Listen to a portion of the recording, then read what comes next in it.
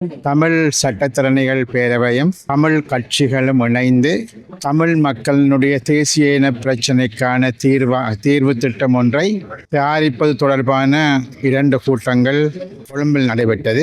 தமிழ் தேசிய மக்கள் முன்னணி அவர்கள் ஒரு குழுவை நியமித்திருக்கிறார்கள். இந்த குழுவில் 28 அங்கத்தவர்கள் இருப்பதாக பத்திரிகை செய்திகள் கூறுகின்றன. தேசிய சபை அதனை சார்ந்த கட்சிகளை சார்ந்த பிரதிநிதிகள் என்று சொல்லக்கூடியவர்கள் தமிழ் சட்டத்திறனிகள் பேரவை ஆரம்பித்த அந்த கூட்டத்திலும் கலந்து கொண்டார்கள். எம்மை பொறுத்தவரையில் இது ஒரு பொது விடயம், தமிழ் மக்களுக்கான விடயம்.